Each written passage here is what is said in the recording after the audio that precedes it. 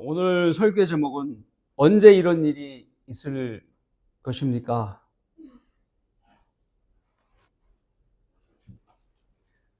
최근 이란의 핵개발 문제로 인하여 미국과 이스라엘이 이란을 폭격하는 전쟁이 있었습니다. 이에 대응하여 이란은 주변 국가의 미국 대사관 등 미군 시설을 피격했죠.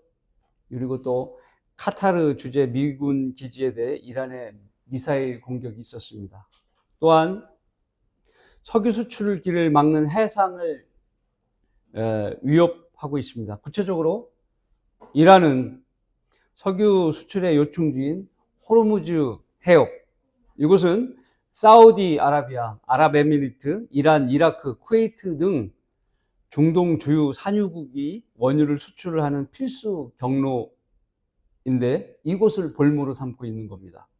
이 해협은 폭이 가장 좁은 곳이 39km인데 수심이 얕고 섬이 많아서 수십만 톤 초대형 유조선이 안전하게 통과할 수 있는 실제 수로의 폭은 단 10km뿐이 되지 않는다. 거기다가 섬도 있고 왕복하고 그리고 양쪽에 여유 3km를 빼놓으면 실질적으로는 너무 비좁다는 거예요. 이런 곳을 이제 이란이 통제하고 있는 겁니다. 오늘 뉴스에서는 어제 트럼프가 우리나라를 포함해서 5개국의 군사를 파병하라고 그렇게 얘기를 했다고 합니다. 이 해협을 통해 전 세계 해상 원유 물동량의 약 20에서 30%가 통과하는 글로벌 에너지 동맥이자 중요 지점이 이곳입니다. 페르시아만과 오만만을 연결하여 중동 산유국의 석유, LNG를 수출하는 유일한 해로이고 이곳이 또 이곳이 막히면은 유가의 폭등과 심각한 글로벌 경제 위기를 초래하게 되는 겁니다. 현재 이런 일들이 국내적으로 벌어지고 있습니다. 이에 빈번히 벌어지는 전쟁의 소식과 세계 경제의 대공황의 소문이 마지막 시대의 모습이 아닌지 사람들은 상당히 불안하고 있는 것이 사실입니다. 어떤 무지한 이단 종교인들은 지금이 환란 시대라고 몇 번째 인을 떴느니라고 이야기를 하는 겁니다. 이는 성경을 잘 모르는 어리석은 사람들입니다. 또 이들은 그렇게 말하면서 자기 교회에서 빠져나가는 이탈자를 방지하고 있는 겁니다. 그들이 하는 말은 현재 환란을 끝까지 견뎌야 한다고 사람들에게 미혹하고 있습니다. 정말 이런 일련의 사건들이 마지막 때의 모습인지를 알려면 어떻게 합니까? 바른 성경과 바른 교리를 통해서 바른 성경적 지식을 가지고 있어야 되는 겁니다. 그렇지 못하다면은 대환란 오기 전에 사이비 이단에 속아서 돈 뺏기고 시간 뺏기고 가정이 파탄나며 신천지 다니는 사람들 봐봐요. 가정이 파탄나는 사람들이 많은 거예요. 대부분이. 정작 중요한 것은 자신이 그렇게 다니면서 휴거도 못하고 지상에 남게 되는 겁니다. 헛짓만 하러 다니는 겁니다. 이런 의미에서 오늘 본문은 주님의 제자들만이 궁금해야 할 내용이 아니라 이 시대를 살아가는 그리스도인에게도 매우 중요한 질문이 아닐 수 없습니다. 우선 주님께서 말씀하신 성전 파괴는 로마군에 의해서 AD 70년에 이루어졌어요. 이 시기에 유다와 로마 전쟁이 있었는데 로마 티투스 장군이 군대가 그 예루살렘을 함락시키고 그 반란의 근거짓던 예루살렘의 그 성전을 철저히 파괴시키게 됩니다. 근데 예수님 말씀대로 돌 위에 돌 하나도 남지 않겠다는 예언이 그대로 성취가 되었는데요. 그 이유는 바로 이상한 소문이 돌아서 그랬습니다. 무슨 소문이냐면 돌과 돌 틈 사이에 돌 사이에 금이 숨겨져 있다고 그런 소문이 돌기 시작한 겁니다. 그래서 돌과 돌 사이까지 그 숨은 금을 찾으려고 사람들이 다 파헤치니까 돌 위에 돌 하나도 남지 않게 돼버린 것입니다. 바로 주님의 예언대로 성취가 된 것이죠. 그러면 오늘 본문에서 이 예언 이외에 주님께서 하신 예언은 어떻게 성취가 되고 있는 건지 궁금하지 않습니까? 그 내용이 뭐예요? 주님께서 오실 표적과 세상 끝의 표적들인 겁니다. 아직 성취가 되지 않은 거죠. 이에 대해 주님께서는 시대의 끝, 대환란의 표적, 재림의 표적에 대해서 설명을 뒤에 절에 하고 계십니다. 그 내용을 이 시대의 사람들도 잘 이해하는 것이 절대적으로 필요한 것입니다. 아까도 얘기했지만 사이비 이단 집단처럼 교회의 부활과 휴거를 자기 멋대로 적용하여 그걸 대환란에 끼워 넣으려고 하면 안 되는 거죠. 그래서 대환란 기간 중에 계시록 11장 12절에 환란 성도의 휴거를 교회의 휴거라고 주장하는 자들의 미혹에 속지 말아야 합니다. 또한 이들은 오늘 마태복음 24장 13절을 인용하여 교회 시대에 끝까지 견뎌야 구원을 받는다는 이단 교리를 주장하고 있는데, 이런 말에도 속지 말아야 되는 것이죠. 하나님의 말씀을 잘 나누지 못하면 이렇게 어리석은 주장을 하는 것입니다. 다른 사람들까지도 함께 망하게 만드는 것이죠. 구원도 못 받고 헛짓만 하는 것입니다. 결국 이 땅에 남는 것입니다. 그러면 지독한 재앙과 질병, 전쟁, 그리고 짐승의 박해를 당할 것이고 결국 끝까지 견디지 못해 지옥에 떨어지게 되는 겁니다. 그래서 누구든지 성경 말씀을 시대적으로 올바로 잘 나누어야 되는 것이죠. 즉 성경에서 다루는 시대의 표적들을 잘 분리할 수 있어야 합니다. 여러분은 그렇게 올바로 나누는 법을 배워서 잘 알고 계신 것입니다. 현재 세상이 전쟁의 소식으로 시끄럽다 보니 우리 성도들이 가장 원하는 내용은 무엇입니까? 생각해 보셨어요? 휴거예요, 휴거. 구체적으로 언제 휴거가 되고 대환란이 시작될 것인가? 이것만큼 중요한 것이 없습니다. 주님께서 공중에 오셔서 우리를 눈 깜짝할 순간에 들려올릴 그때를 우리는 다 기다리고 있는 것이죠. 계시록 3장과 4장 1절이 이를 증명하듯이 조금 있으면 먼저 휴거가 있을 것이고 그 다음에 대환란이 시작될 것입니다. 이것을 우리는 환란 전 휴거라고 부릅니다.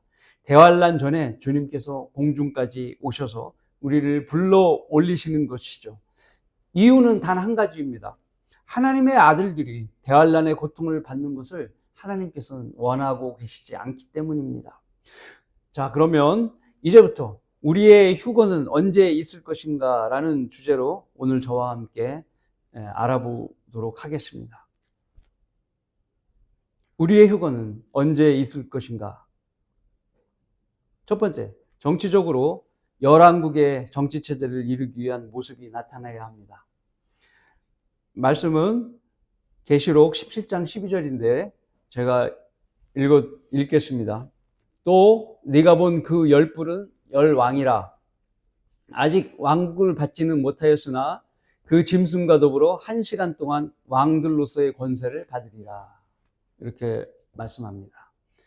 적그리스도가 왕권을 잡기 전에는, 대환란의 왕권을 잡잖아요. 그 전에는요, 열 왕국의 한 왕으로 나타나는 겁니다. 그러나 현재 공식적인 나라의 수, 전 세계 나라는 193개의 나라가 있습니다. 이 나라들이 10개의 나라로 이렇게 합쳐져야 되는 거예요.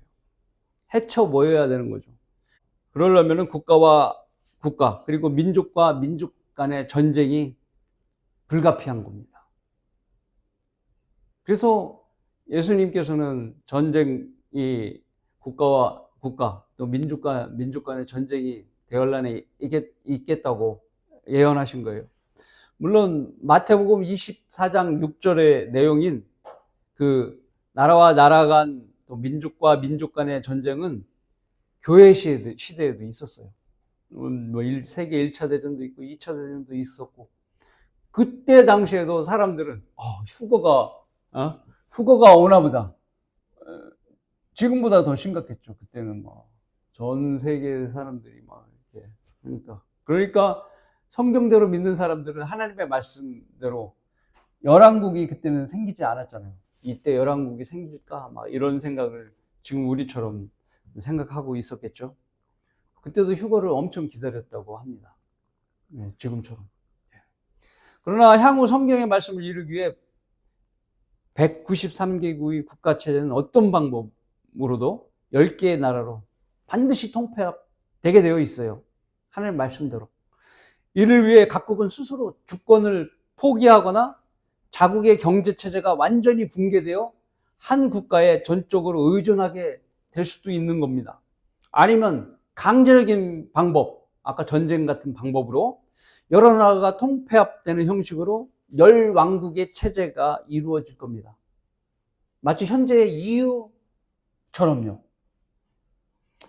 성경대로 10개의 왕국은 적그리스도가 대환란 7년의 중간 기점인 후 3년 반 이전에 모습을 갖추게 됩니다. 하나님 말씀대로. 그러기 위해서는 대환란 시작과 중간 시점까지 전 3년 반 기간 동안은 얼마나 많은 전쟁이 세계 여러 나라에서 발생할 것인가 예상할 수 있습니다. 매우 극심할 겁니다.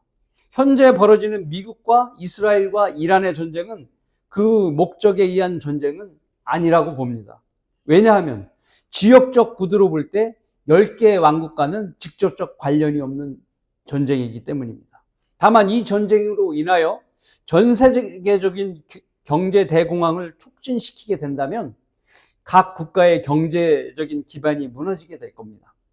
그 후 고물가로 인해 국가별 기존 화폐 질서는 무너지게 될 것이고 경제 재건을 목적으로 세계는 단일화 화폐를 합시다 주장하게 될 겁니다. 이로써 EU처럼 경제 공동체 성격을 띤 10개의 왕국 체제가 현실로 다가오게 될 겁니다. 잠언 1장 14절 15절의 말씀은 이렇습니다. 너는 우리와 연합하라. 우리가 모두 하나의 돈주머니만 두자 할지라도 내 아들아 그들과 함께 다니지 말며 네 발을 삼가 그들의 길에서 멀리하라. 하나의 돈주머니를 차는 유엔의 정책 방향대로 현재 모든 나라들이 따르고 있습니다. 또한 미국이 베네수엘라를 지난번에 침공해서 그들을 먹게 되죠. 그렇게 했습니다. 그래서 다음 목표는 쿠바로 두고 있습니다. 그러면 그 지역적 구도가 미국으로 통폐합되는 모습을 보이게 되는 것이죠. 이러한 열왕국의 모습을 이루려는 계획들이 현재 진행 중에 있는 겁니다. 그러면 대환란의 전 3년 반의 시작이 곧 눈앞에 현실로 다가왔다고 생각할 수 있는 겁니다. 얼마 남지 않았다는 것이죠. 우리의 휴거는 언제 있을 것입니까? 두 번째, 사회적으로 소돔과 고모라의 모습이 나타나야 됩니다. 자, 아까는 정치적인 모습을 봤죠? 이젠 사회적인 모습을 보게 되는 거예요. 말씀은 계시록 11장 8절입니다. 그리하여 그들의 죽은 몸들이 큰 도성의 길거리에 놓이리니 그곳은 영적으로는 소돔과 이집트라고 부르며 우리 주께서 십자가에 못 박히신 곳이라. 자, 대환란에는 극심한 성적인 타락이 있습니다. 특히 이 말씀에서 소돔과 이집트 같은 그곳은 어디입니까? 우리 주께서 십자가에 못 박히신 곳이라고 했는데 예루살렘입니다. 예루살렘. 바로 예루살렘 이곳이 그러한 소돔과 고모라의 땅이 된다는 거예요. 이 예루살렘이 대환란 때 소돔과 이집트라 불려지면서 성적인 극심한 타락이 이루어지면 남자가 남자를 또 여자가 여자를 이렇게 서로 타락하는 모습을 보이게 되는 겁니다. 주님은 그날이 노아의 날, 롯의 날로 비유하십니다. 누가복음 17장에도 그렇게 말씀하시고 베드로 후서 2장 6절, 유다서 1장 7절에도 동일하게 말씀을 다루십니다. 물론 갑작스러운 멸망이 닥치는 것을 비유하시기도 하지만 그 갑작스러운 멸망 가운데에 소돔과 고모라의 성적인 타락한 사회가 펼쳐진다는 것을 동시에 말씀하고 계신 것입니다.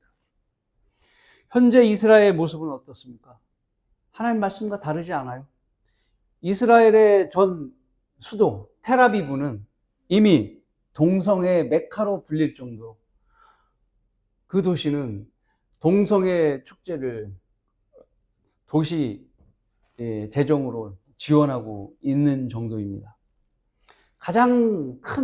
세계에서 가장 큰 동성애 축제가 이루어지는 곳이 바로 텔아비브입니다.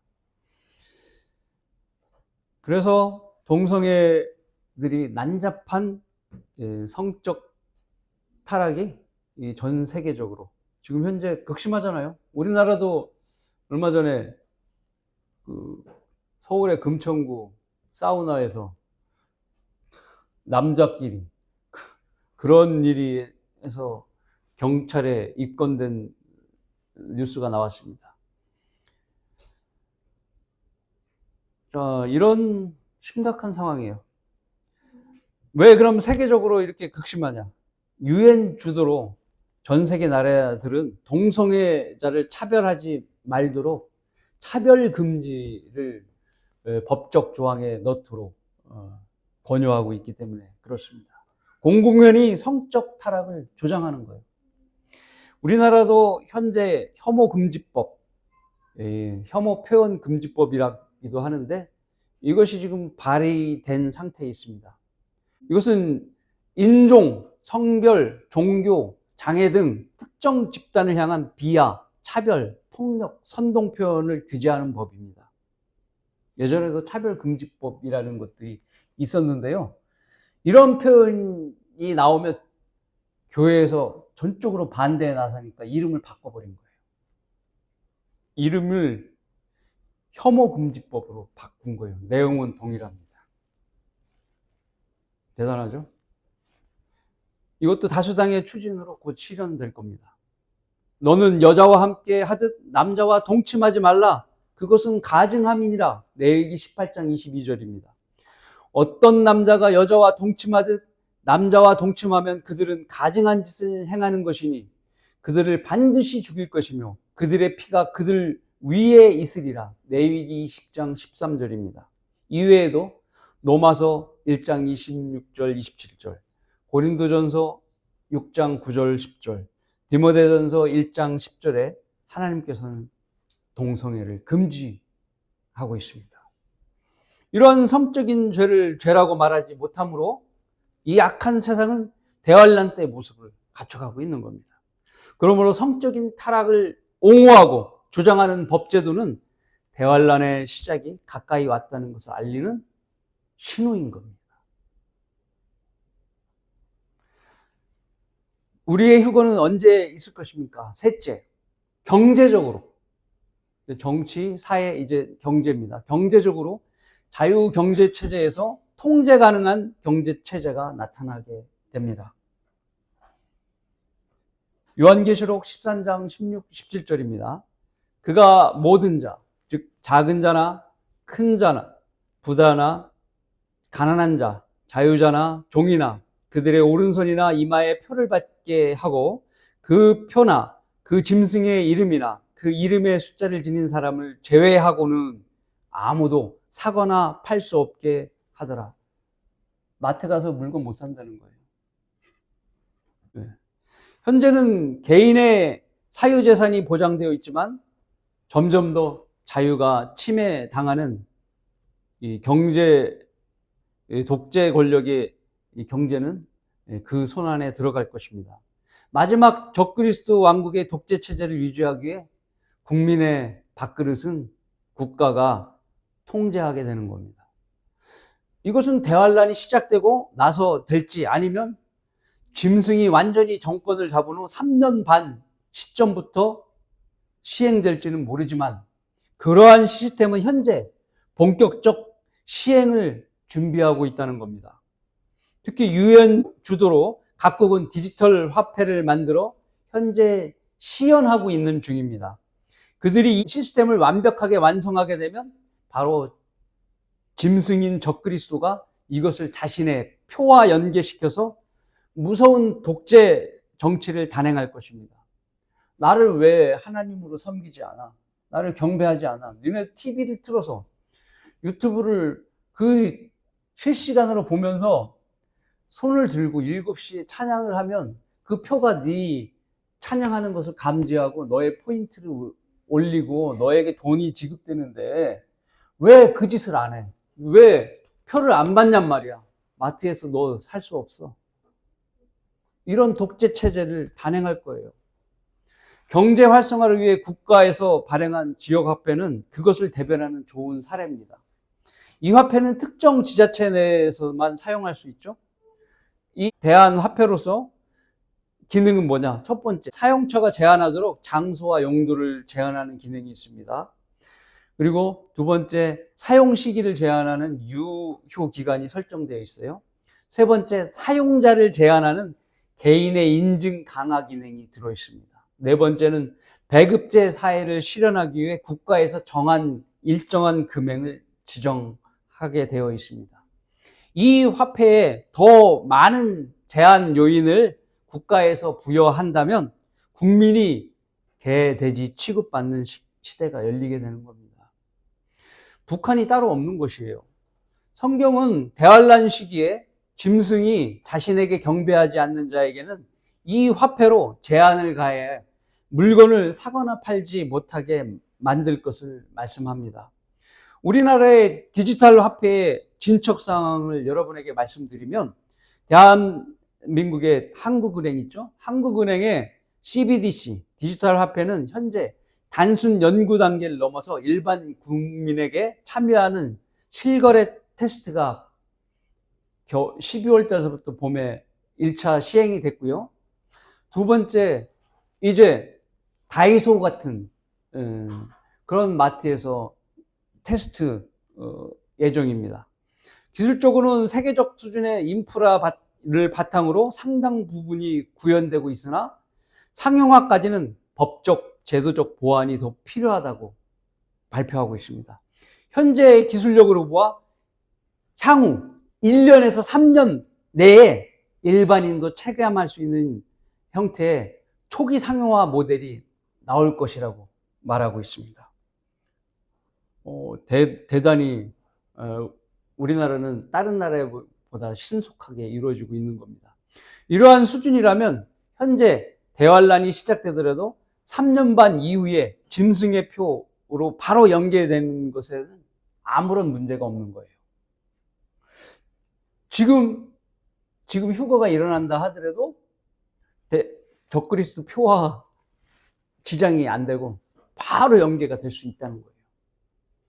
이러므로써 경제적으로도 그날이 얼마나 가까이 왔는지 여러분 감지할 수 있는 겁니다.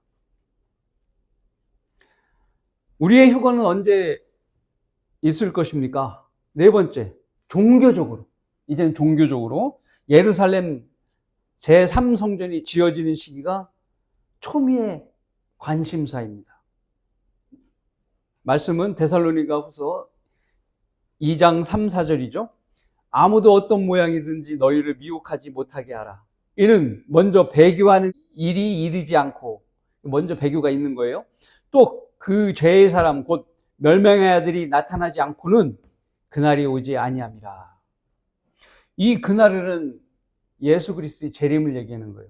그래서 순서는 배교가 먼저 있고 그 다음에 적그리스도가 나오고 그 다음에 예수님이 재림하시고 이렇게 되는 거죠. 그는 대적한 자며 또 하나님이라고 불리는 모든 것과 숭배받는 대상 위에 자신을 높여 하나님의 성전에 앉아 하나님처럼 보여 자신을 하나님이라고 하느니라. 자, 그러면 적그리스도가 오는데요.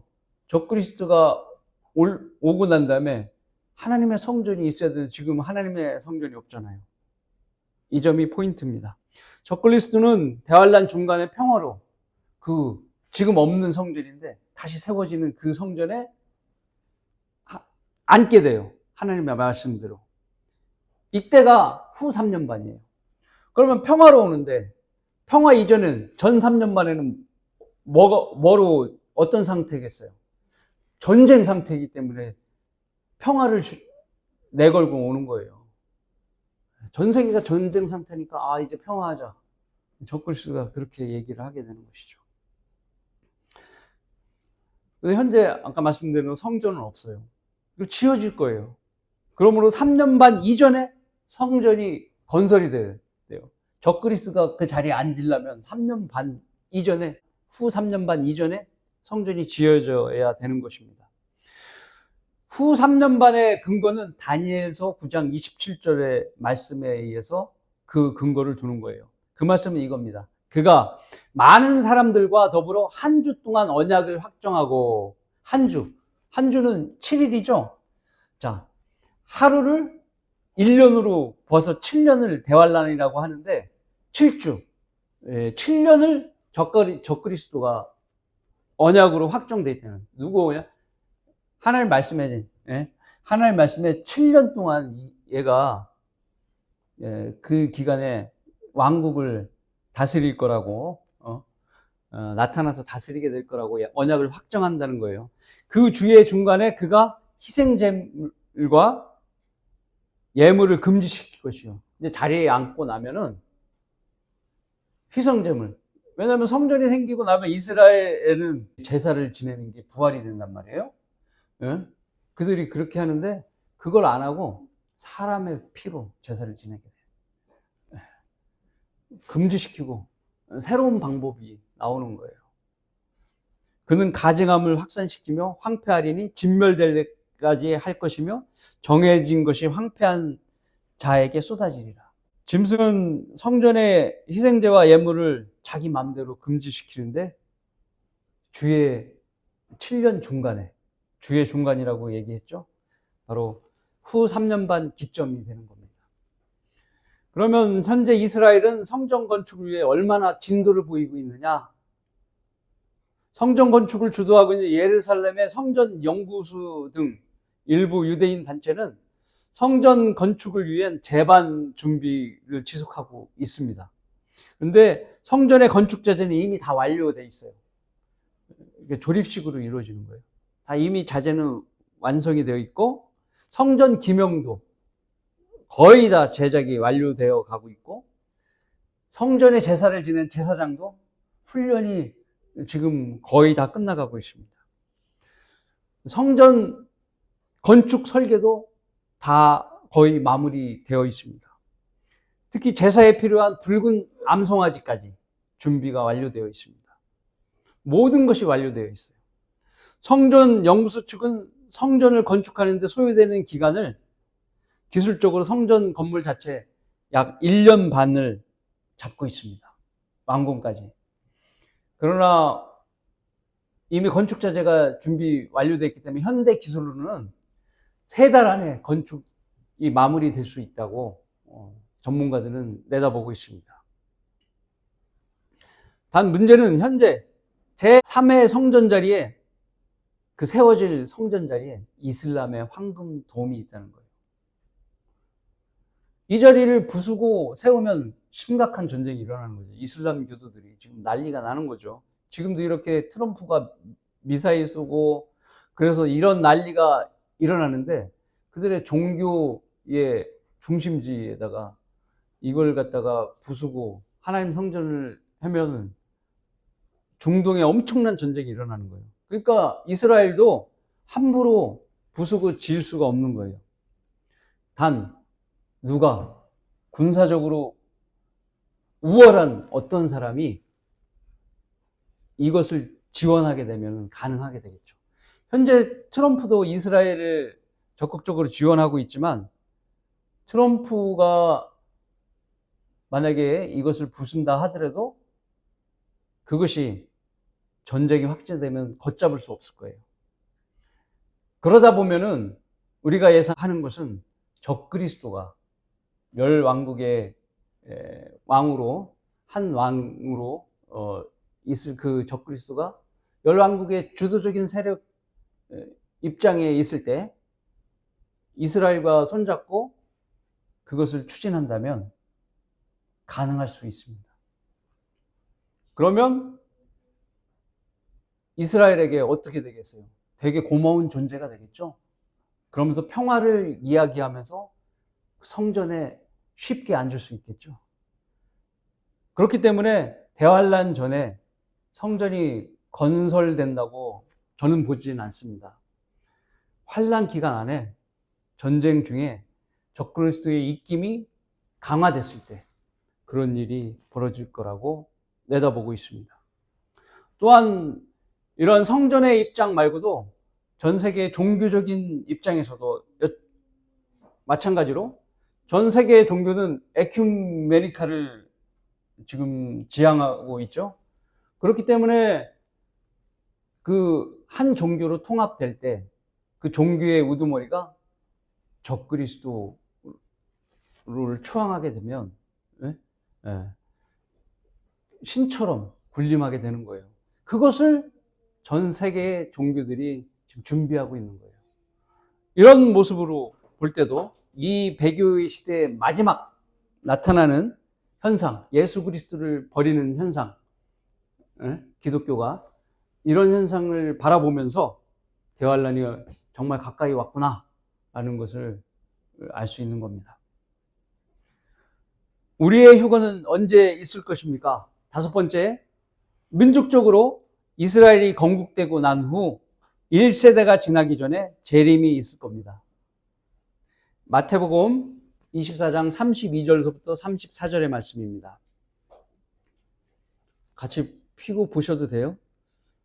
24장 32절 34절. 무화과 나무의 한 비유를 배우라. 그 가지가 유연해지고 잎이 나오면 여름이 가까운 줄 너희가 아나니. 무화과는 이스라엘을 상징하는 나무예요. 잎이 전에는 안 나서 가지도 말라 있어요. 이거는 국가가 죽어 있는 이스라엘 상태가 존재감이 없는 상태에 있었던 걸 얘기하는 거예요. 거기에서 잎이 나온다고 그러면 국가가 세워진다는 거예요. 재건. 그렇기 때문에 말랐다가 다시 잎이 나는 것은 국가가 없어졌다가 다시 생기는 것을 이야기하는 겁니다. 이와 같이 너희도 이 모든 것을 보면 그 일이 가까이 곧 문들 앞에 이른 줄 알라. 예수님께서 이렇게 이스라엘 나라가 다시 세워지면은 재림이 가까운 줄 알라. 말씀하는 겁니다. 진실로 내가 너에게 말하노니 이 세대가 지나가기 전에 이 모든 일들이 이루어지리라. 여기서 주님께서 본 너희가라고 얘기합니다. 본 너희가라고 표현하는데요. 이 세대라면 이 세대는 몇 년인가가 관건이게 되는 겁니다. 자, 이스라엘의 독립은 1948년에 이루어졌습니다. 여기에 한 세대를 더하면 재림의 날이 계산이 되는 거예요. 그러면 한 세대가 어떻게 계산이 되느냐? 한 세대를 얼마를 쳐줘야 되는 것인가? 그것이 이제 관건이죠. 창세기 15장 13절과 16절 말씀에는 이렇게 되어 있습니다.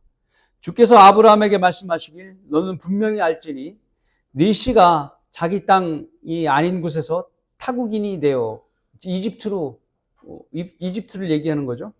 그들을 섬길 것이요 그들이 400년 동안 네 자손을 괴롭게 하겠고 라고 하시며 16절에는 4대 만에 돌아온다고 말씀하십니다. 그러면 400년 동안을 4대로 나누면 한 세대를 100년으로 하나님께서 계산하신 것이죠. 이렇게 계산을 잡으면 1948년에 건국이 되어서 2048년에 주님이 재림한다는 거예요. 이거는 첫 번째고, 저는 이렇게 보지는 않습니다. 두 번째, 시편 90편 10절에 한 세대가 있습니다. 우리의 연수가 70이요 강건하면 80이어도 그 연수의 힘은 수고와 슬픔이니 그것이 곧 끊어지면 우리가 멀리 날아가나이다. 시편의 말씀처럼 한 세대가 하나님께서는 70으로 보셨고 강건하면 80으로 보셨습니다. 그래서 70과 80을 적용하면 먼저 70은 1948년 더하기 70은 2018년입니다. 그래서 거기서 대환란 7년을 빼면 2011년인데요. 두 번째 80, 강가르면 80이어도 이것을 이렇게 계산하면 1948 더하기 80은 2028년입니다. 거기에서 대환란 7년을 뺀다면 2021년이에요. 휴거가 이미 됐어야 되는데 지났죠? 예. 자, 이제 가장 중요한, 제가 보고 있는 가장 중요한 마지막 관점인데요. 이스라엘 총리가 누굽니까? 이스라엘 총리, 현 총리의, 그러니까 바로 우리나라 보면 해방등이 있죠. 예. 일본으로부터 해방됐을 때 태어난 아이. 예. 그래서 이스라엘의 건국이 됐을 때 그 땅에 와서 임신을 해서 그 다음 해에 태어난 사람이 있어요. 그 총리가, 총리는 현 총리 네타냐후인데요. 해방, 건국둥이죠. 네타냐후가. 그래서 이스라엘은 나이를 따질 때 어머니 뱃속에 있을 때의 나이를부터 따지거든요. 그러니 1949년에 태어난 네타냐후는 1948년에 이미 그 나이를 한 세대가 시작된 거죠. 저는 네타냐후가 몇 년까지 살 거를 계산해 봤는데요. 10년은 너끈히 살 거라고 봅니다. 그럼 대환란 7년을 빼면 대부분 네타냐후의 기준으로 했을 때 그것도 몇 년이 남지 않았다, 이렇게 볼 수가 있는 겁니다. 마지막으로 우리의 휴거는 언제 있을 것입니까? 여섯 번째, 시대적으로 마지막 경점에 있을 겁니다. 마지막 경점. 마가복음 13장 34, 35절입니다. 이는 인자가 마치 자기 집을 떠나 멀리 여행을 하면서 그의 종들에게 권세를 주어 각자에게 일을 맡기고 문지기에게 깨어 지키라고 지시하는 사람과 같음이라. 인자는 여기서 예수 그리스도를 얘기하는 거예요. 예수님께서 얘기하고 인자로 주님을 비유하고 있는 겁니다. 그러므로 깨어 있으라. 그 집주인이 언제 올는지, 저녁일는지, 밤중일는지, 닭이 울 때일는지, 아니면 아침일는지 너희가 모르기 때문이라. 이유가 유사한 게 재림의 예표의 구절이 마가복음 6장 48절에 있는데요. 주님은 사경점, 아침 경점에 갈릴리 호수에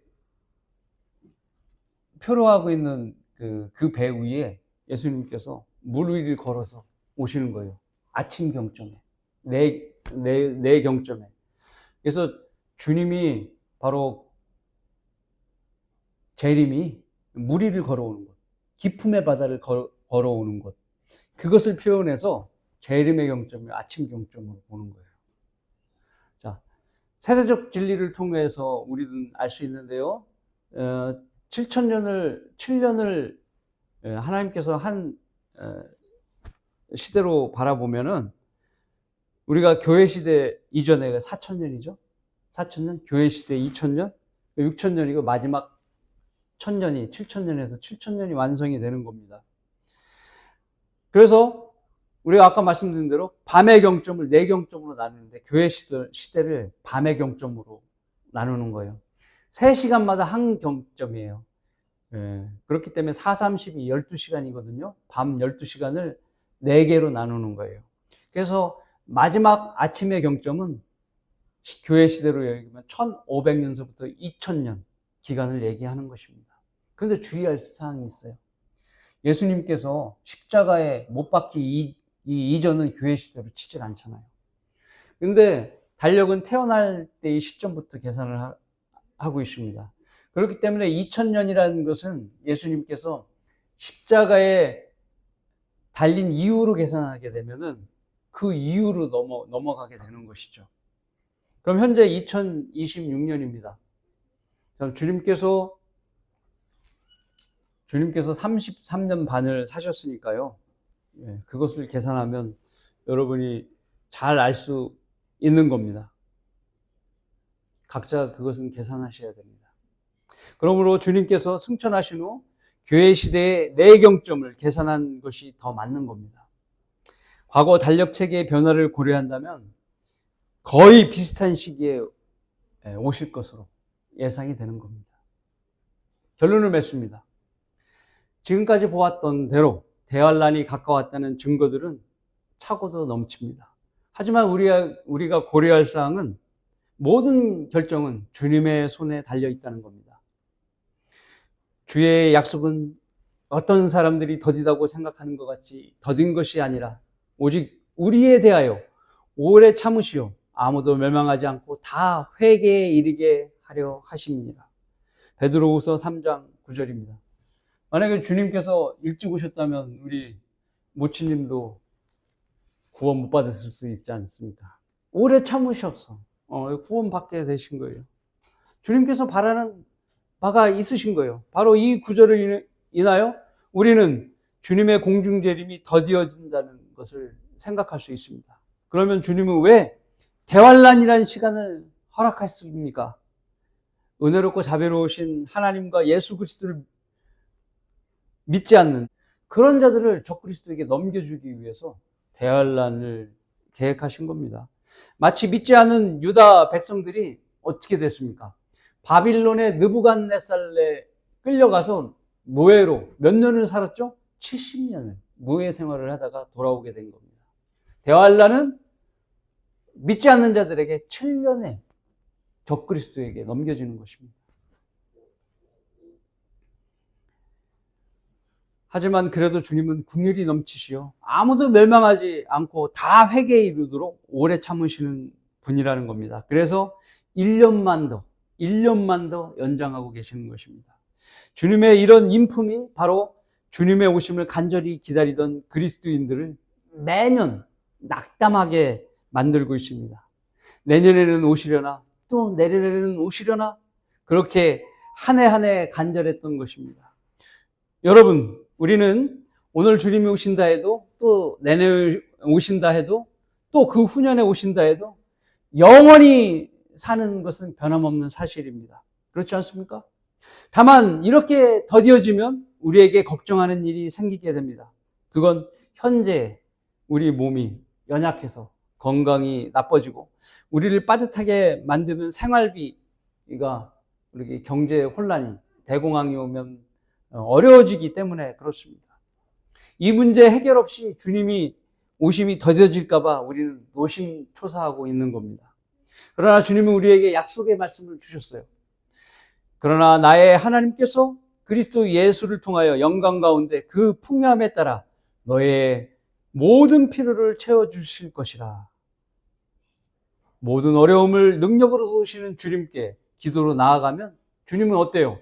주실 거예요. 그리고 견디기 힘들 상황이 왔다. 그러면 올라가는 거예요. 주님께서는 오래 견디게 하시면서 우리를 궁핍하게 만들어 주시는 그런 분이 아니에요. 하나님은 대환란의 모든 계획도 하나님의 허락하심 안에 두신 거예요. 하나님이 허락하시지 않으시면 더디오게 하나님께서 결정하셨다면 그만큼 궁핍함도 더디오게 만드시는 겁니다.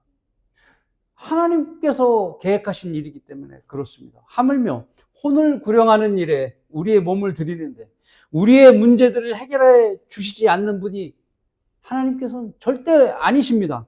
아버지께서는 그 이상으로 후하신 하나님이십니다. 이렇게 자비와 은혜가 넘치시는 하나님만을 신뢰하고 주님이 오실 때까지 열심히 복음을 전하다가 은혜롭게 들림받아 그리스도 심판석을 영화롭게 맞이하는 여러분 모두가 되시길 바라겠습니다.